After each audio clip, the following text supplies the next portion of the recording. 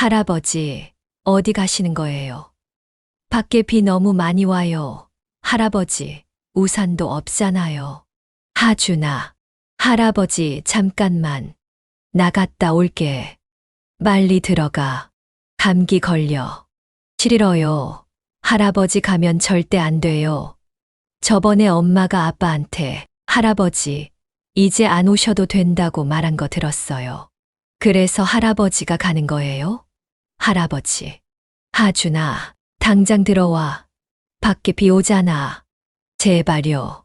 할아버지, 가지 마세요. 제발. 할아버지, 우리 내일 공원 가기로 약속했잖아요. 할아버지는 약속 안 지키는 사람 아니라고 했잖아요. 정말 안 돌아오실 거예요. 비가 쏟아지는 밤, 69세의 저는 소지품 몇 개만 담은 가방 하나를 들고 아들의 집을 나왔습니다.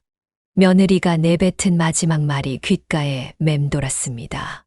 아버님이 계시니 우리 가족이 숨을 못 쉬겠어요. 이제 떠나주세요. 그 말이 가슴에 대못을 박은 순간 제가 평생을 바쳐 키운 아들은 고개를 푹 숙인 채 침묵했습니다. 한마디 변명도 만류도 없었습니다. 쓰러질 것 같은 다리를 끌고 현관문을 열자 손주 하준이가 달려왔습니다. 그 작은 손이 제 소매를 붙잡았을 때 심장이 터질 것 같았습니다. 이대로 무너질 것 같았습니다. 평생 가족만 보고 살아온 제가 이젠 가족에게조차 버려진 것입니다. 하지만 이것이 제 인생의 끝일까요? 아닙니다. 이 마지막 모욕이 오히려 제 삶을 바꾸는 시작점이 될 줄은 그때는 미처 몰랐습니다. 안녕하세요, 여러분. 황금별꽃 채널에 오신 것을 환영합니다. 구독과 좋아요는 무료입니다. 여러분의 작은 클릭 하나가 저희에게는 큰 힘이 됩니다. 오늘은 특별한 사연을 소개해 드리려고 합니다. 나이가 들어감에 따라 가족 내에서 소외되고 존중받지 못하는 어르신들이 많습니다. 하지만 오늘 소개해 드릴 이야기의 주인공은 그런 시련을 극복하고 자신만의 새로운 삶을 개척해 나간 분입니다. 경기도 수원시에 사는 69세 한기석 할아버지는 평생을 자신의 가족을 위해 헌신하며 살아오셨습니다. 이제 그분의 목소리로 직접 이야기를 들어보겠습니다. 제 이름은 한기석입니다. 올해 69이 되었습니다. 지금 이 나이가 되어서야 진정한 삶의 의미를 찾았다고 해도 믿으시겠습니까? 저는 평생 수원에서 기석이네라는 작은 식당을 운영하며 살았습니다. 아내와 함께 시작한 가게였는데 10년 전 아내가 갑작스럽게 세상을 떠났습니다. 암이었습니다. 당시 외동아들 준호는 대학을 갓 졸업하고 취업 준비를 하고 있었습니다. 준호가 좋은 회사에 취직하고 은영이라는 여자를 만나 결혼했을 때 저는 정말 기뻤습니다. 사랑스러운 손주 하준이까지 태어나면서 제 인생에 다시 웃음꽃이 피어났죠. 하지만 식당은 5년 전에 은퇴하고 넓은 집에 혼자 사는 것이 너무 외로웠습니다. 어느 날 아들 준호가 찾아와서 같이 살자고 제안했습니다. 손주 하준이와 매일 함께할 수 있다는 생각에 가슴이 벅찼습니다. 그렇게 저는 설렘과 기대를 안고 아들 집으로 이사를 했습니다. 처음 며칠은 마치 꿈을 꾸는 것 같았습니다. 아침에 일어나면 손주 하준이의 웃음소리가 들리고 저녁에는 모두 함께 식탁에 둘러앉아 제가 준비한 음식을 나눠 먹었습니다. 하지만 행복은 오래 가지 않았습니다. 서서히 아주 미세하게 변화가 생기기 시작했습니다. 그날 밤 저는 빗속을 걸었습니다. 온몸이 흠뻑 젖었지만 그것보다 더 차가운 것은 제 가슴이었습니다. 우산도 없이 걷다 보니 머리부터 발끝까지 비에 젖었고 옷은 점점 더 무겁게 느껴졌습니다. 빗물이 제 주름진 얼굴을 타고 흘러내렸습니다. 그것이 빗물인지 눈물인지 저도 구분할 수 없었습니다. 목적지도 없이 한참을 걸었을 때 한 택시가 제 옆에 멈춰 섰습니다. 어르신, 이런 비에 어디 가세요? 몸 상하실 텐데. 택시 기사의 말에 저는 대답하지 못했습니다. 목이 메어 말이 나오지 않았습니다. 그저 망연자실한 표정으로 서 있었을 뿐입니다. 타세요. 어디 가실 데 없으시면 일단 비라도 피하시죠. 저는 택시에 올라탔습니다. 빗물이 흥건한 제 모습이 택시 시트를 적셨지만 기사는 아무 말도 하지 않았습니다. 어디로 모실까요? 그냥 아무 데나요. 갈 곳이 없습니다. 택시 기사는 백미러로 저를 한참 바라보더니 조심스럽게 물었습니다. 실례가 될지 모르겠지만 무슨 일 있으신 것 같은데요. 그 순간 제 안에 쌓여있던 모든 감정이 터져 나왔습니다. 내가 평생 바쳐 키운 자식놈이 오늘 나를 집에서 쫓아냈소. 이렇게 비 오는 날에 목이 메어 더 이상 말을 잇지 못했습니다. 택시 기사는 한동안 말없이 운전을 했습니다. 그러다 한적한 곳에 차를 세우고 말했습니다. 어르신, 저도 비슷한 경험이 있습니다. 제 아버지가 그러셨어요. 가족에게 버림받는 것만큼 가슴 아픈 일은 없지요. 그의 공감에 저는 더 이상 눈물을 참을 수 없었습니다. 하지만 어르신, 이게 끝이 아닙니다. 지금부터가 진짜 어르신의 인생이 시작되는 거예요. 자신을 위해 사세요.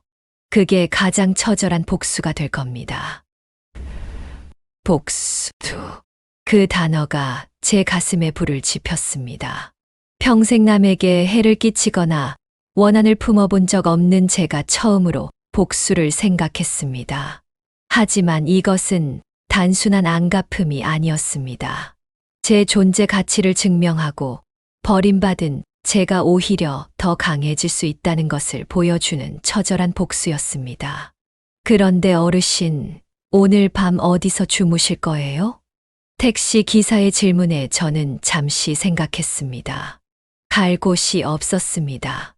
친척들도 멀리 살았고 그동안 친구들과의 연락도 소홀히 했습니다.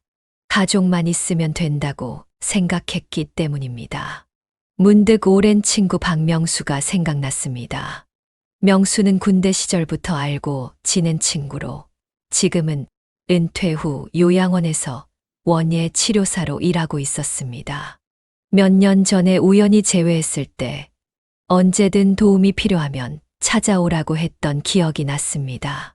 혹시 수원시 동쪽에 있는 행복한 노년 요양원까지 가주실 수 있을까요? 물론이죠, 어르신. 요양원에 도착했을 때는 이미 밤 11시가 넘었습니다. 비는 여전히 쏟아지고 있었습니다. 택시 기사는 제가 내릴 때까지 친절하게 기다려 주었습니다.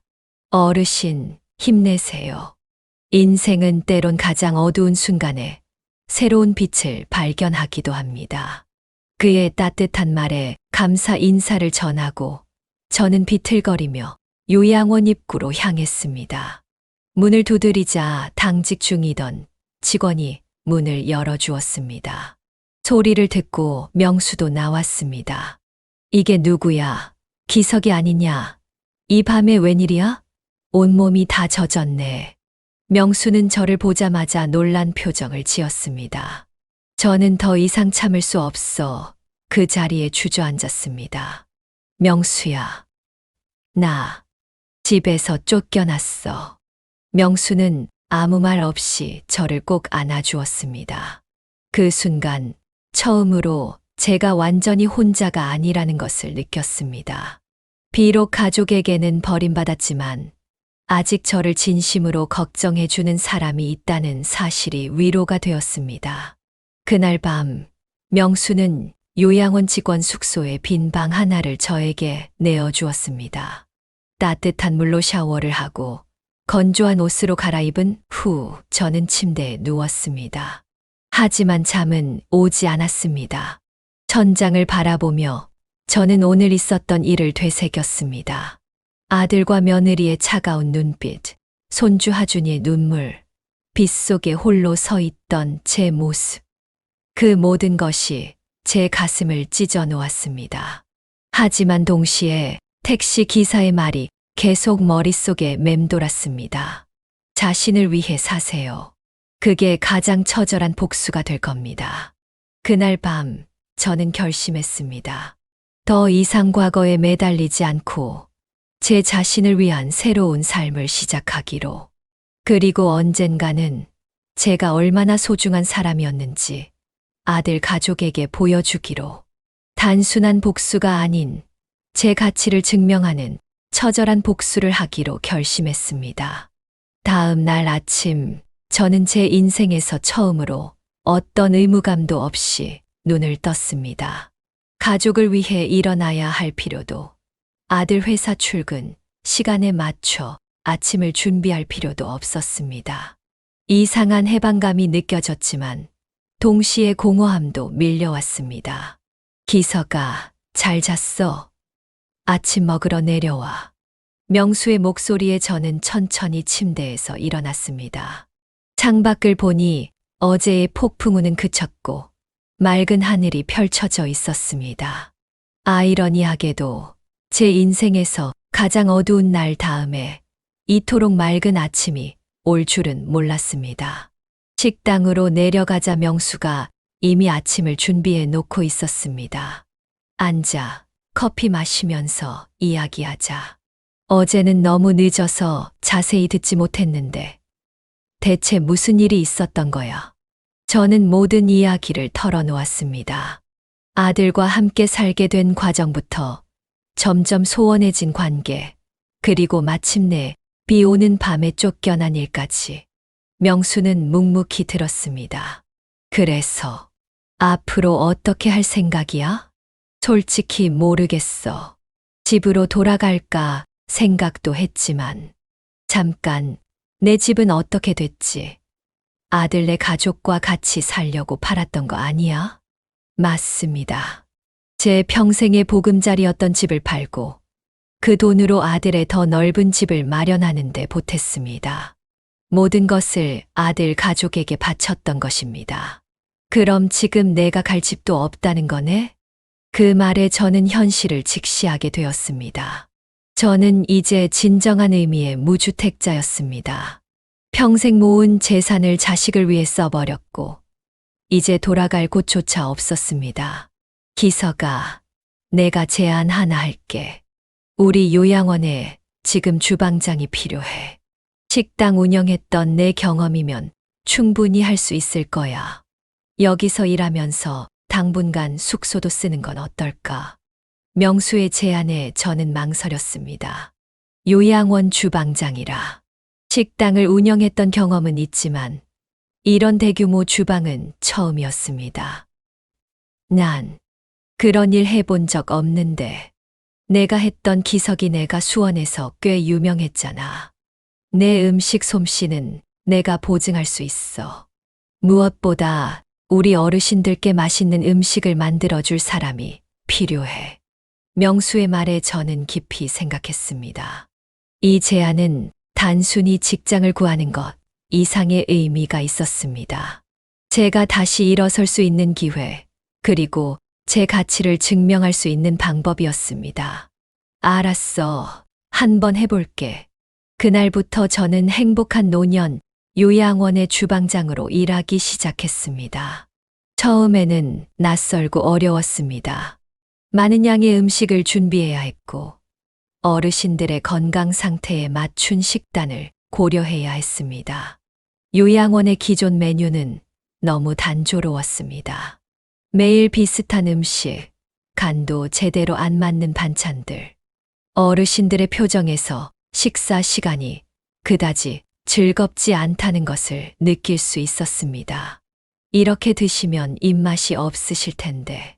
저는 결심했습니다. 제가 식당에서 손님들에게 선보였던 특별 메뉴들, 30년 동안 쌓아온 비법들을 모두 동원해 어르신들에게 정성 어린 식사를 대접하기로. 이것이 제가 새 삶을 시작하는 방법이자 제 가치를 증명하는 첫 걸음이었습니다. 첫날 저는 평소보다 2시간 일찍 주방에 들어갔습니다. 냉장고를 살펴보니 기본적인 재료들은 있었지만 신선도가 떨어져 보였습니다. 저는 주방 구석구석을 깨끗이 청소하고 필요한 재료 목록을 작성했습니다. 한 선생님 벌써 오셨네요. 무슨 일 있으세요? 원장님이 놀란 표정으로 물었습니다. 오늘부터 어르신들께 제대로 된 음식을 대접하고 싶어서요. 혹시 이 재료들을 구할 수 있을까요? 원장님은 제 열정에 감동한 듯 했습니다. 즉시 필요한 재료들을 구해주셨고, 저는 정성껏 준비를 시작했습니다. 어르신들의 건강을 생각해 짜지 않게, 그러면서도 맛있게 만들기 위해 저만의 비법을 동원했습니다. 점심시간 어르신들은 평소와 다른 음식에 놀라워하셨습니다. 이게 뭐야?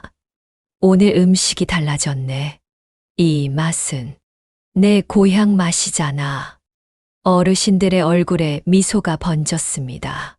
오랜만에 정성 들인 음식을 맛보시는 그 표정에서 저는 제 가치를 다시 한번 느꼈습니다. 이것이 바로 제가 원하던 복수의 시작이었습니다. 누구를 해치는 복수가 아닌 제 존재 가치를 증명하는 복수. 요양원에서 일한 지 한 달이 지났습니다.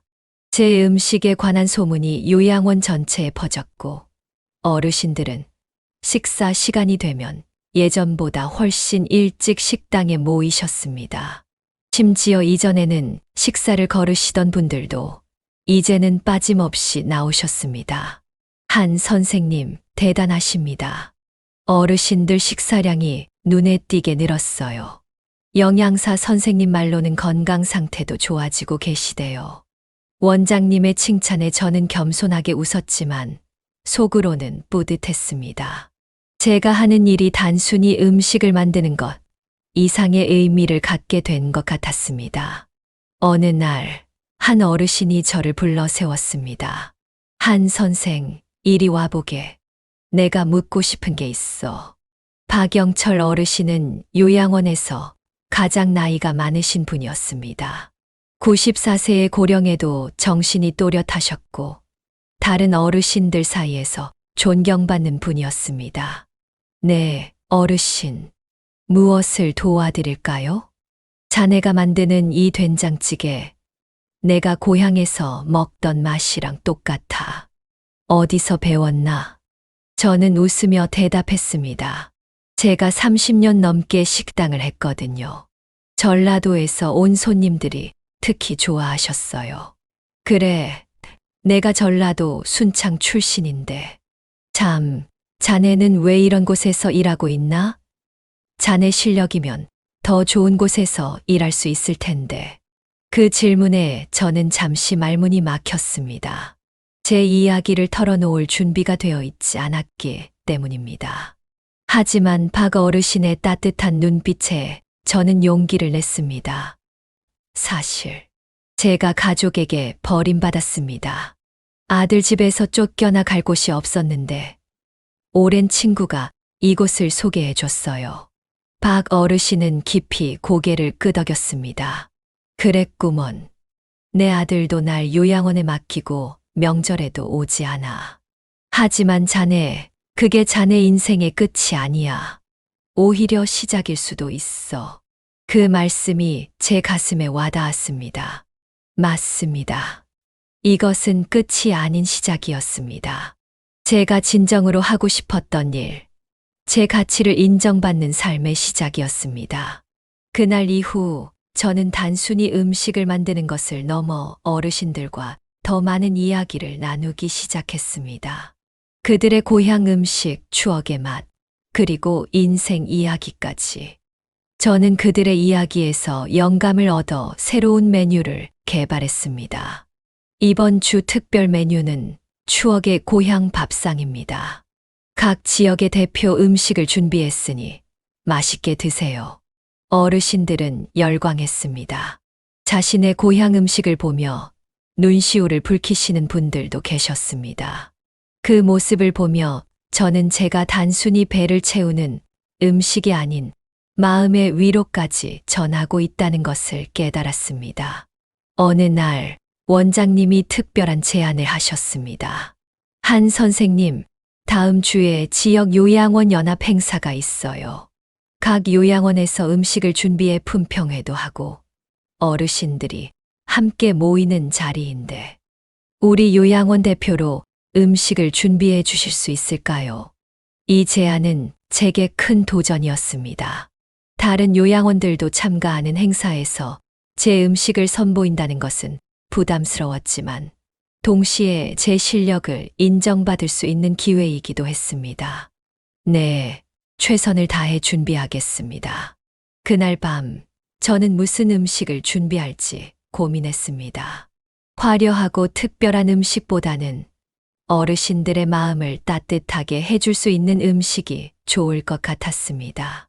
문득 아내가 생전에 가장 좋아했던 요리가 떠올랐습니다. 토속적인 된장찌개, 고소한 나물, 그리고 할머니께 배운 비법으로 만든 간장게장. 모두 정성과 사랑이 담긴 음식들이었습니다. 이걸로 하자. 저는 아내와의 추억이 담긴 메뉴로 행사를 준비했습니다. 이것은 단순한 음식 경연이 아니라 제 인생을 되찾는 중요한 순간이 될 것이라는 예감이 들었습니다. 행사 준비를 하면서 저는 문득 아들 가족이 생각났습니다. 그들도 이런 제 모습을 본다면 어떤 반응을 보일까? 며느리는 여전히 저를 숨을 막히게 하는 존재라고 생각할까? 아들은 여전히 침묵할까? 이번 행사는 단순히 요양원 행사를 넘어 제 존재 가치를 증명하는 기회였습니다. 아들과 며느리에게 보여주진 못하더라도 최소한 저 자신에게는 증명하고 싶었습니다. 버림받은 69세 노인이 아닌 누군가에게 기쁨과 위로를 줄 수 있는 가치 있는 사람이라는 것을. 그것이야말로 제가 꿈꾸는 처절한 복수의 모습이었습니다. 지역 요양원 연합 행사 당일 아침부터 비가 내리기 시작했습니다. 창밖으로 보이는 빗줄기에 저는 문득 그날 밤이 떠올랐습니다. 제가 아들 집에서 쫓겨나던 그 비 오는 밤, 그날의 굴욕과 절망감이 다시 가슴을 파고들었습니다. 한 선생님 괜찮으세요? 얼굴이 안 좋아 보이네요. 명수의 말에 저는 정신을 차렸습니다. 아, 괜찮아. 그냥 비를 보니 옛 생각이 나서. 그날 밤 생각하는 거지. 걱정 마. 오늘은 다를 거야. 오늘은 내가 빛나는 날이 될 거라고. 명수의 격려에 저는 고개를 끄덕였습니다. 맞습니다. 오늘은 달랐습니다. 그날 밤은 제가 모든 것을 잃은 날이었지만 오늘은 제가 새로운 가치를 증명하는 날이 될 것입니다. 행사장에 도착하자 이미 많은 요양원에서 준비한 음식들이 전시되어 있었습니다. 화려한 장식과 고급스러운 그릇에 담긴 음식들이 눈길을 끌었습니다. 그에 비해 제 음식은 화려한 장식 없이 정성과 마음만을 담았습니다. 행사가 시작되고 각 요양원에서 준비한 음식들이 심사위원들과 참석한 어르신들에게 제공되었습니다. 처음에는 제 테이블을 지나치는 사람들이 많았습니다. 화려하게 장식된 다른 음식들에 비해 눈에 띄지 않았기 때문입니다. 그러다 한 어르신이 우연히 제 음식을 맛보셨습니다. 이게 뭐야? 이 맛은 우리 어머니가 해주시던 맛이잖아. 그 말에 다른 어르신들도 몰려들기 시작했습니다. 정말 고향 맛이네. 이렇게 정성 들인 음식은 오랜만이야. 점점 제 테이블 주변에 사람들이 모여들었습니다. 심지어 다른 요양원의 영양사들도 제 음식을 맛보러 왔습니다. 그러던 중 놀라운 일이 일어났습니다. 행사장 입구에서 익숙한 얼굴이 보였습니다. 아들 준호와 며느리 은영, 그리고 손주 하준이었습니다. 제 심장이 멎는 것 같았습니다. 어떻게 여기에? 제가 연락했어요. 원장님이 저에게 다가와 속삭였습니다. 한 선생님이 이렇게 멋진 일을 하고 계신데 가족들이 알아야 한다고 생각했거든요. 머릿속이 하얘졌습니다. 준비가 되어 있지 않았습니다. 아직 그들을 만날 준비가 되어 있지 않았습니다. 하지만 하준이가 제일 먼저 저를 발견하고 달려왔습니다. 할아버지, 정말 할아버지 맞아요? 엄마가 할아버지가 여기서 일한 데서 왔어요. 하준이의 순수한 눈빛이 제 가슴을 따뜻하게 녹였습니다. 뒤에서 아들과 며느리가 어색한 표정으로 다가오는 것이 보였습니다. 바로 그때 행사 진행자가 마이크를 들었습니다. 오늘 우리는 각 요양원에서 준비한 훌륭한 음식들을 맛보았습니다. 이제 심사위원단의 심사 결과를 발표하겠습니다. 행사장이 조용해졌습니다. 저는 긴장된 마음으로 기다렸습니다. 이번 지역 요양원 연합품평회 대상은 행복한 노년 요양원의 한기석님께서 준비하신 어머니의 손맛입니다. 주변에서 박수 소리가 터져 나왔습니다. 어르신들이 기뻐하며 환호했습니다. 저는 놀라서 말을 잇지 못했습니다. 한기석님의 음식은 화려한 장식이나 특별한 재료가 아닌 진정한 마음과 정성이 담겨 있었습니다. 오늘의 주제 추억과 위로를 가장 잘 표현한 작품이었습니다. 시상대로 올라가는 길에 저는 아들 준호의 얼굴을 힐끗 보았습니다. 그의 표정에는 놀라움과 함께 자랑스러움이 깃들어 있었습니다. 며느리 은영의 얼굴에도 복잡한 감정이 어려 있었습니다. 제가 마이크 앞에 섰을 때 갑자기 모든 말이 목에 걸렸습니다. 그러다 문득 그날 밤 비에 흠뻑 젖은 채 택시 기사에게 들었던 말이 생각났습니다. 감사합니다. 저는 얼마 전까지만 해도 제 인생이 끝났다고 생각했습니다. 가족에게 버림받고 비 오는 밤에 집에서 쫓겨나 갈 곳이 없었을 때 저는 잠시 말을 멈추고 아들과 며느리를 바라보았습니다. 그들의 얼굴이 창백해졌습니다. 주변 사람들이 수군거리기 시작했습니다. 하지만 그날의 끝은 새로운 시작이 되었습니다. 행복한 노년 요양원에서 저는 제 인생에 새로운 의미를 찾았습니다. 오늘 이 상은 저 혼자의 것이 아닙니다. 제게 기회를 주신 원장님과 명수 선생님, 그리고 무엇보다 제 음식을 맛있게 드시고 칭찬해 주신 어르신들 덕분입니다. 박수 소리가 다시 터져 나왔습니다. 시상식이 끝나고 내려오는 길에 지역 신문사의 기자가 저에게 다가왔습니다. 한기석님, 인터뷰 좀 가능할까요?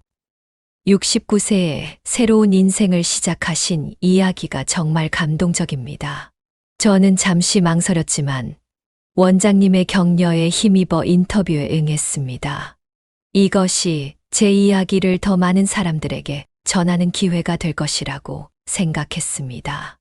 인터뷰가 끝나고 돌아서는데 아들 준호가 제 앞에 서 있었습니다.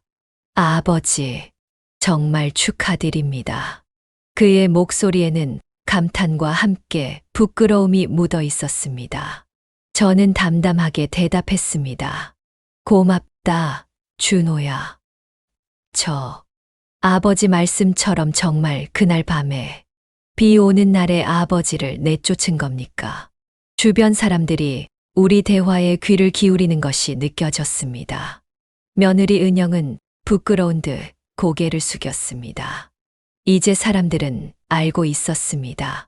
제가 집에서 쫓겨났다는 사실을, 비 오는 밤에 버림받았다는 사실을, 아들과 며느리의 모습이 주변 사람들의 시선 속에서 초라해 보였습니다.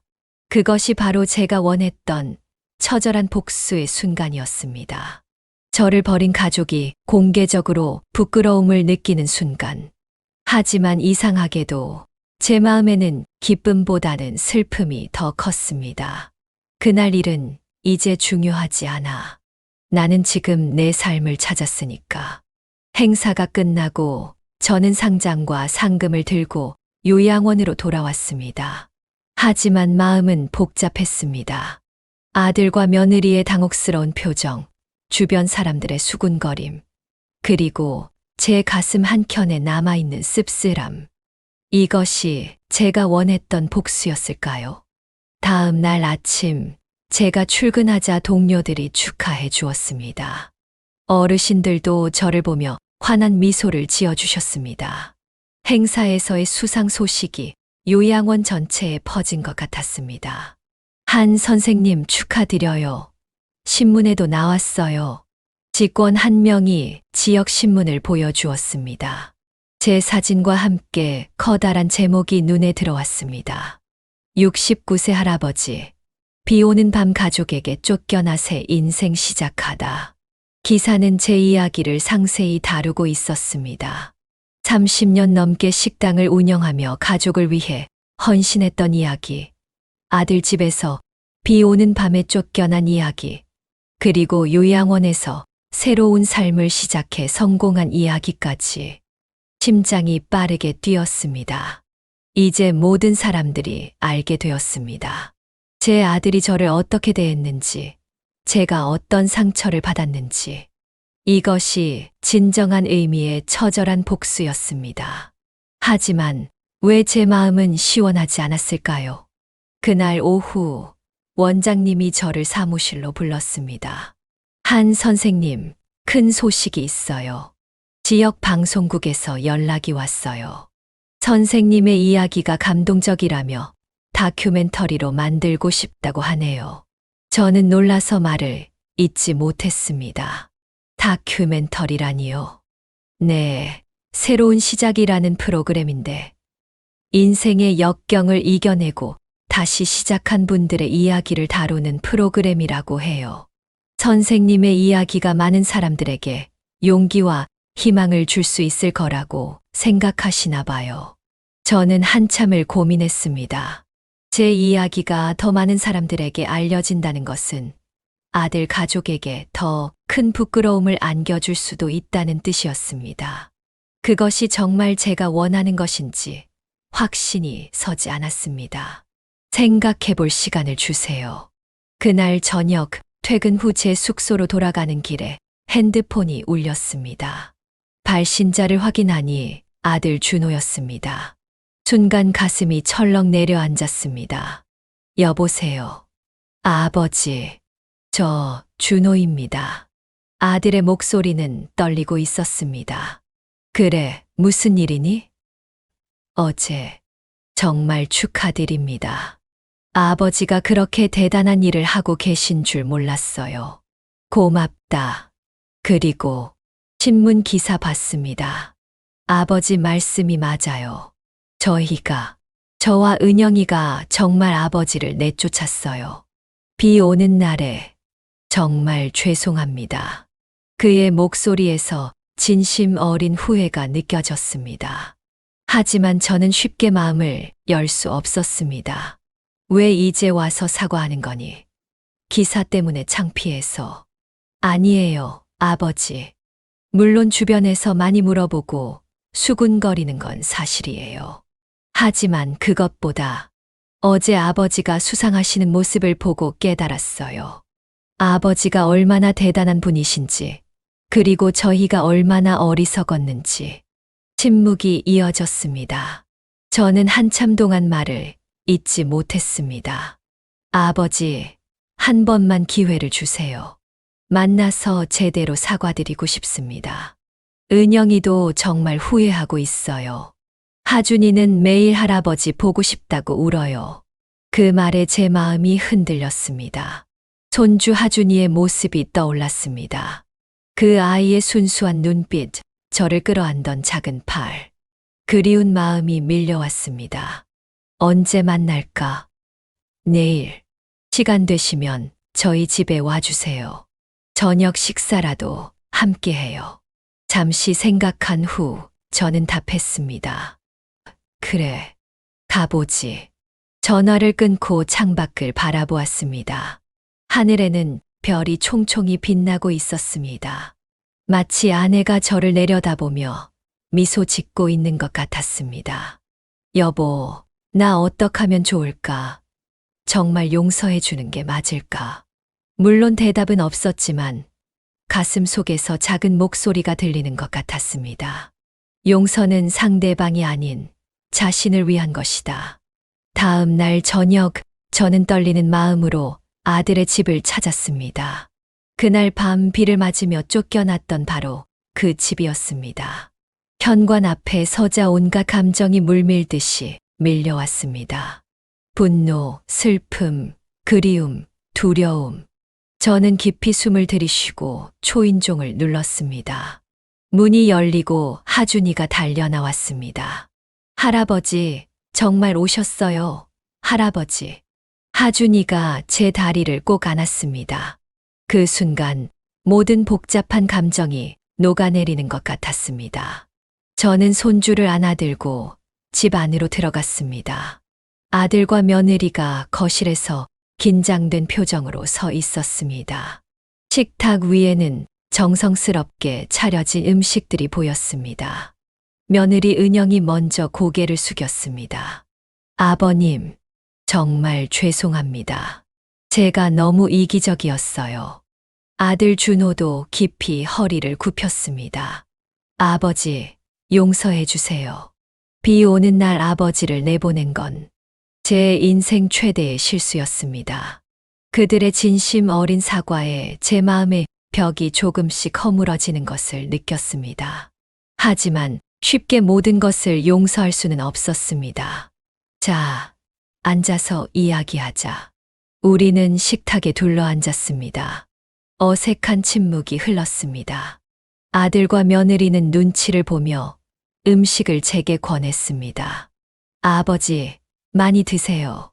은영이가 정성껏 준비했어요. 저는 묵묵히 음식을 맛보았습니다. 맛은 괜찮았지만 제 마음 속에는 여전히 씁쓸함이 남아 있었습니다. 아버님, 어제 아버님 요리가 정말 대단했어요. 다들 감탄하더라고요. 며느리가 조심스럽게 대화를 시작했습니다. 저는 고개만 끄덕였습니다. 식사가 끝나갈 무렵 준호가 결심한 듯 말을 꺼냈습니다. 아버지, 솔직히 말씀드리겠습니다. 그날 밤 저희가 아버지를 내보낸 건 정말 용서받을 수 없는 일이었어요. 그래, 용서받을 수 없지. 제 냉정한 대답에 준호와 은영은 고개를 더 깊이 숙였습니다. 하지만 이해는 해줬으면 해요. 준호가 계속했습니다. 저희 부부가 당시에 많은 어려움을 겪고 있었어요. 제 회사에서 큰 프로젝트가 실패해서 강등당했고, 은영이는 직장에서 스트레스를 많이 받고 있었어요. 그러다 보니 모든 불만과 화가 아버지께 향했던 것 같아요. 그게 나를 내쫓을 이유가 되나? 아니요, 아버님. 절대 이유가 될 수 없어요. 이번엔 며느리가 말했습니다.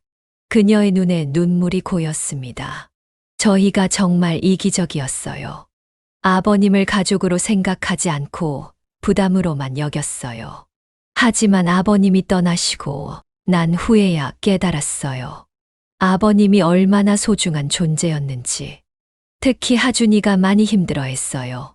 준호가 덧붙였습니다. 매일 할아버지를 찾았고 할아버지가 떠난 것은 자기 탓이라고 생각했어요. 그 말에 제 마음이 아팠습니다. 결백한 아이가 죄책감을 느꼈다니. 하준이는 식탁 한편에서 저를 바라보고 있었습니다. 그 눈빛이 제 심장을 찔렀습니다. 아버지, 저희가 아버지를 쫓아냈다는 사실이 신문에 나고 방송까지 된다면 솔직히 창피하고 부끄럽습니다. 하지만 그건 저희가 마땅히 받아야 할 벌이라고 생각해요. 아들의 솔직한 고백에 저는 잠시 말을 잃었습니다. 제가 바라던 처절한 복수가 이미 이루어지고 있었습니다. 아들 가족은 주변의 시선과 비난 속에서 부끄러움을 느끼고 있었고, 이제 그들은 진심으로 후회하고 있었습니다. 방송국에서 연락이 왔다며 며느리가 조심스럽게 물었습니다. 그래, 다큐멘터리를 찍고 싶다고 하더군. 아버지께서 어떻게 하실 생각이세요? 저는 깊이 생각했습니다. 이제 제 선택이 아들 가족에게 어떤 영향을 미칠지 알고 있었습니다. 방송이 나간다면 그들은 더 큰 수치심과 비난을 감당해야 할 것입니다. 그것이 정말 제가 원하는 것인지 스스로에게 물었습니다. 아직 결정하지 않았어. 그때 하준이가 제 곁으로 다가와 작은 손으로 제 손을 잡았습니다. 할아버지, 우리 집에 다시 오실 거예요. 제가 할아버지 방 깨끗하게 청소했어요. 그 순수한 기대에 찬 눈빛 앞에서 저는 마음이 무너져 내렸습니다. 어쩌면 진정한 용서는 내 상처를 드러내고 다른 이에게 상처를 주는 것이 아니라 새로운 시작을 위해 과거를 내려놓는 것인지도 모릅니다. 하준아, 할아버지가 곧바로 돌아오긴 어려울 것 같구나. 지금 할아버지는 요양원에서 중요한 일을 하고 있거든. 하준이의 표정이 어두워졌습니다. 하지만 제가 계속했습니다. 가끔 놀러 올 수는 있을 것 같아. 그리고 하준이도 요양원에 놀러 올 수 있고. 하준이의 얼굴이 환하게 밝아졌습니다. 정말요. 약속이에요. 그래, 약속하마. 저녁이 끝나고 아들 준호가 저를 요양원까지 데려다 주겠다고 했습니다. 차 안에서 우리는 한동안 말없이 앉아 있었습니다. 아버지, 정말로 저희를 용서해 주실 수 있을까요? 용서는 시간이 필요하구나. 하지만 용서하지 않고는 앞으로 나아갈 수 없다는 걸 알고 있어. 이해합니다. 저희도 아버지의 신뢰를 다시 얻기 위해 노력할게요. 요양원에 도착했을 때 준호가 저를 불렀습니다. 아버지, 한 가지 여쭤보고 싶은 게 있어요. 방송 정말 하실 건가요? 제가 그를 바라보자 그의 눈에는 두려움이 서려 있었습니다. 다큐멘터리가 방영된다면 그들 가족은 비 오는 날 노인을 쫓아낸 불효자로 낙인 찍힐 것입니다. 걱정 마라. 내일 방송국에 거절할 거야. 준호의 얼굴에 안도감이 번졌습니다. 감사합니다, 아버지. 하지만 내가 이걸 거절하는 이유는 너희를 위해서가 아니야. 내 자신을 위해서야. 이제 복수나 상처 주기에 에너지를 쏟고 싶지 않아. 내 남은 인생을 더 의미 있게 살고 싶어. 아버지. 그리고 준호야, 내게도 책임이 있었어. 결국 나도 너희 가정에 적응하려고 노력하지 않았던 것 같아. 하지만 이제부터는 서로를 더 이해하고 존중하면서 새롭게 시작해보자. 차에서 내려 요양원으로 향하는 저를 보며 준호가 고개를 숙여 인사했습니다. 그의 모습에서 진정한 후회와 새로운 시작에 대한 희망을 볼 수 있었습니다. 그날 밤 저는 오랜만에 편안한 마음으로 잠에 들었습니다. 이것이 제가 찾던 진정한 처절한 복수의 결말이었습니다. 남에게 상처를 주는 복수가 아닌 스스로 더 강해지고 행복해지는 복수. 그리고 궁극적으로는 용서를 통해 모두가 함께 성장하는 결말. 그로부터 6개월이 흘렀습니다. 저는 여전히 행복한 노년 요양원에서 일하고 있지만 이제는 단순한 주방장이 아닌 요리 프로그램 책임자로 승진했습니다. 제가 시작한 함께 요리해요 프로그램이 다른 요양원으로도 퍼져나가면서 많은 어르신들에게 새로운 즐거움을 선사하게 되었습니다. 아들 가족과의 관계도 조금씩 회복되고 있었습니다. 매주 일요일에는 그들이 요양원을 방문했고 한 달에 2번은 제가 아들의 집에서 주말을 보냈습니다. 처음에는 어색했지만 시간이 지날수록 자연스러워졌습니다. 할아버지, 내일은 학교에서 가족 소개하는 날이에요. 할아버지도 와주실 거죠? 하준이의 요청에 저는 기쁘게 수락했습니다. 그 아이에게 저는 여전히 소중한 가족이었습니다.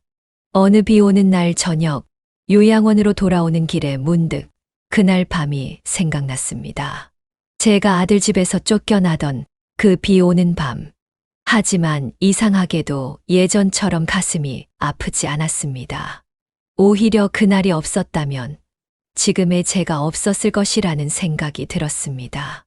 요양원에 도착하자 원장님이 반가운 소식을 전해 주셨습니다. 한 선생님, 보건복지부에서 연락이 왔어요. 선생님에 함께 요리해요.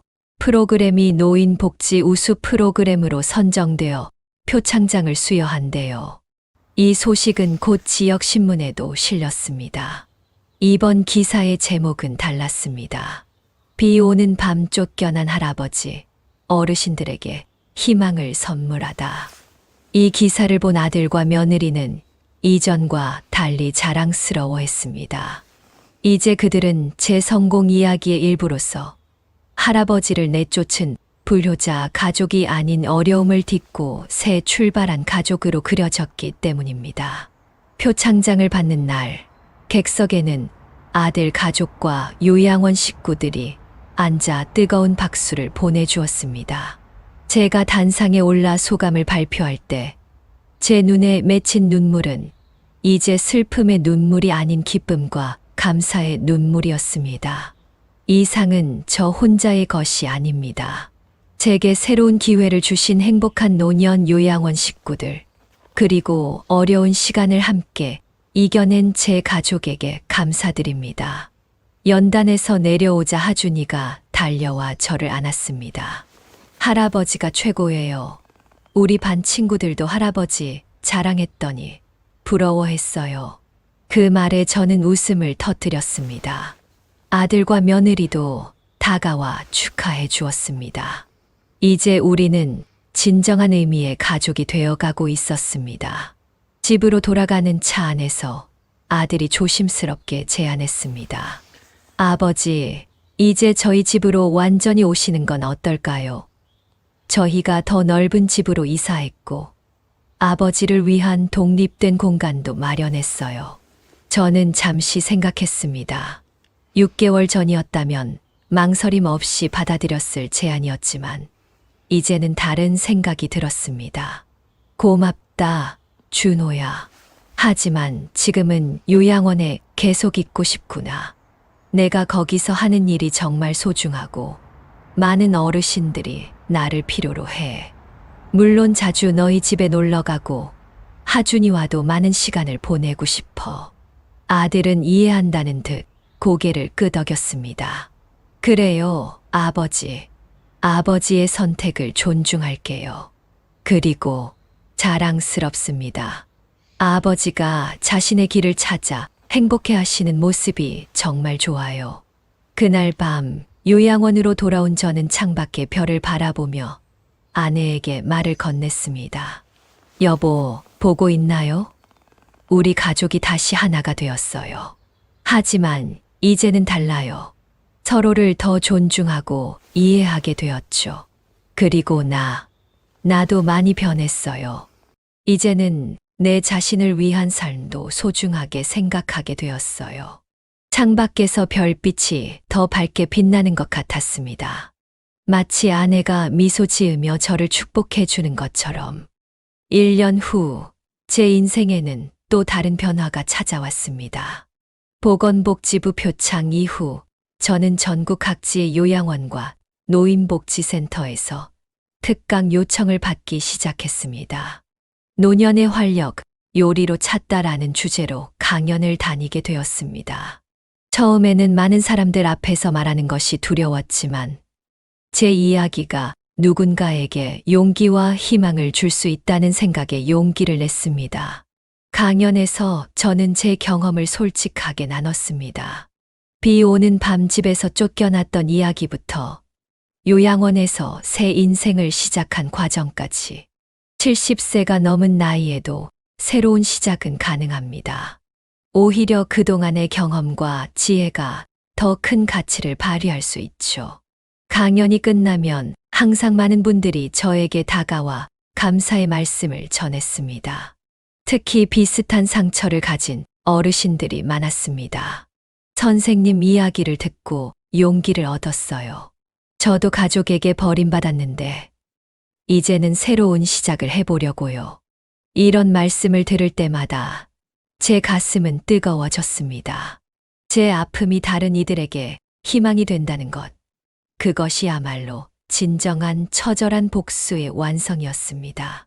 어느 날 서울의 큰 행사장에서 강연을 마치고 나오는데 한 중년 남성이 다가왔습니다. 한기석 선생님, 정말 감동적인 강연이었습니다. 실은 저도 아버지를 요양원에 모신 아들입니다. 선생님 이야기를 듣고 많은 것을 깨달았어요. 그는 눈물을 글썽이며 말을 이었습니다. 오늘 바로 아버지를 뵈러 가겠습니다. 그동안 너무 소홀했어요. 이런 반응들이 제게는 가장 큰 보람이었습니다. 제 이야기가 가족 간의 관계를 회복시키는데 도움이 된다는 것. 그것이 바로 제가 바라던 진정한 결과였습니다. 강연 활동이 알려지면서 지역 방송국에서 다시 제안이 들어왔습니다. 이번에는 인생이 막 희망을 요리하다라는 제목의 다큐멘터리였습니다. 이전과 달리 이번에는 아들 가족에게도 상의했습니다. 아버지, 이번엔 꼭 하셨으면 좋겠어요. 아버지 이야기가 많은 분들에게 도움이 될 거예요. 준호의 응원에 힘입어 저는 다큐멘터리 촬영에 동의했습니다. 촬영은 요양원에서의 일상, 강연 활동, 그리고 가족과의 시간까지 다양하게 이루어졌습니다. 아들과 며느리도 인터뷰에 참여했습니다. 저희가 아버지를 내쫓은 것은 큰 실수였습니다. 하지만 그 실수가 오히려 아버지께 새로운 인생을 열어드렸다고 생각해요.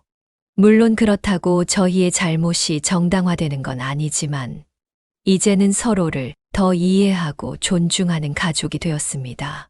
준호의 솔직한 고백이 담긴 다큐멘터리는 많은 시청자들의 공감을 얻었습니다. 방송 이후 제게는 전국 각지에서 편지와 메시지가 도착했습니다. 한기석 할아버지, 저희 아버지도 할아버지처럼 요리를 배우기 시작했어요. 정말 감사합니다. 저는 아버지를 요양원에 모셨다는 죄책감에 시달렸는데 할아버지 이야기를 듣고 더 자주 찾아뵙고 함께하는 시간을 늘리기로 했어요. 이런 반응들은 제게 더 큰 사명감을 주었습니다. 이제 저는 단순히 제 상처를 치유하는 것을 넘어 다른 이들의 상처도 함께 치유하는 역할을 하게 된 것 같았습니다. 어느 날 하준이가 학교 숙제로 나의 영웅이라는 주제의 글을 썼다며 저에게 보여주었습니다. 나의 영웅은 할아버지입니다. 할아버지는 어려움을 이겨내고 많은 사람들에게 희망을 주는 분입니다. 나도 할아버지처럼 강한 사람이 되고 싶습니다. 그 글을 읽는 순간 제 눈에서 눈물이 흘러내렸습니다. 한때는 비 오는 밤에 쫓겨나 절망했던 저였지만 이제는 손주의 영웅이 되었습니다. 이것이야말로 제가 꿈꿔왔던 가장 처절하고도 아름다운 복수의 완성이었습니다. 2년 후 제 인생에는 또 다른 축복이 찾아왔습니다. 이제 72세가 된 저는 노인을 위한 요리 교실이라는 책을 출간하게 되었습니다. 이 책에는 제 인생 이야기와 함께 어르신들이 쉽게 따라 할 수 있는 건강한 요리법들이 담겨 있었습니다. 출간 기념 사인회 날 예상보다 훨씬 많은 분들이 찾아오셨습니다. 그 중에는 아들 가족은 물론 요양원의 어르신들, 그리고 제 강연을 들었던 많은 분들이 있었습니다. 할아버지, 우리 반 친구들도 할아버지 책 샀대요. 하준이가 자랑스럽게 말했습니다. 이제 초등학교 5학년이 된 하준이는 요리에 관심을 보이기 시작했고 주말마다 저와 함께 요리하는 시간을 가졌습니다. 그날 저녁 아들 준호가 특별한 소식을 전했습니다. 아버지, 저희에게 기쁜 소식이 있어요. 은영이가 임신했어요. 하준이가 이제 형이 될 거예요. 그 말에 저는 너무 기뻐 눈물이 났습니다. 새 생명의 탄생, 그것은 우리 가족에게 또 다른 축복이었습니다. 축하한다, 준호야. 정말 기쁘구나. 며느리 은영이 쑥스러운 듯 웃으며 말했습니다. 아버님, 이번엔 딸이면 좋겠어요. 아버님 음식 솜씨를 물려받았으면 좋겠어요. 준호가 조심스럽게 덧붙였습니다. 아버지, 요즘 아버지 책 때문에 주변에서 많이 알아봐요. 그 유명한 한기석 씨의 아들이냐고. 예전엔 부끄러웠는데 이제는 정말 자랑스럽습니다. 그의 말에 저는 감동했습니다. 한때는 아들에게 버림받은 불필요한 존재였지만 이제는 아들이 자랑스러워하는 아버지가 되었습니다. 이것이야말로 제가 꿈꿔왔던 가장 완벽한 복수였습니다. 지금 저는 요양원에서 계속 일하면서 주말에는 아들 집에서 가족과 시간을 보냅니다. 가끔은 전국 각지를 다니며 강연도 하고 다른 요양원의 요리 프로그램 자문도 맡고 있습니다. 인생의 황혼기에 찾은 이 새로운 삶, 저에게는 이것이 진정한 축복입니다. 비 오는 밤, 절망 속에서 쫓겨났던 그 순간이 오히려 제 인생의 전환점이 되었다니 참으로 아이러니한 일입니다. 이제 저는 종종 비 오는 날이면 일부러 우산 없이 빗속을 걷습니다. 그날의 절망과 고통을 기억하기 위해서가 아니라 그 어둠 이후에 찾아온 빛나는 새벽을 감사하기 위해서입니다. 여보, 보고 있나요? 우리 가족에게 또 새 생명이 찾아왔어요. 당신이 있었다면 얼마나 좋아했을까. 창밖으로 별이 유난히 밝게 빛나고 있었습니다. 마치 아내가 저를 내려다보며 미소 짓고 있는 것 같았습니다. 이렇게 한기석 할아버지의 이야기는 끝이 납니다. 비 오는 밤 쫓겨나 절망했던 할아버지가 자신의 가치를 재발견하고 진정한 행복을 찾아가는 여정이었습니다. 그의 처절한 복수는 결국 성공과 용서, 그리고 더 깊은 가족의 사랑으로 완성되었습니다. 여러분의 인생에도 때로는 어두운 밤이 찾아올 수 있습니다. 하지만 그 밤이 지나면 반드시 아침이 옵니다. 한기석 할아버지처럼 절대 포기하지 마시고 자신만의 빛나는 아침을 맞이하시길 바랍니다. 이 이야기가 여러분께 의미가 있었다면 좋아요 한번 눌러주시면 감사하겠습니다. 앞으로도 이런 감동적인 이야기, 인생을 바꿀 이야기 들려드릴게요. 알림 설정해 두시면 놓치지 않으실 겁니다. 여러분의 이야기도 궁금해요. 혹시 비슷한 경험이 있으시거나 인생의 전환점이 되었던 순간이 있으셨다면 댓글로 남겨주세요.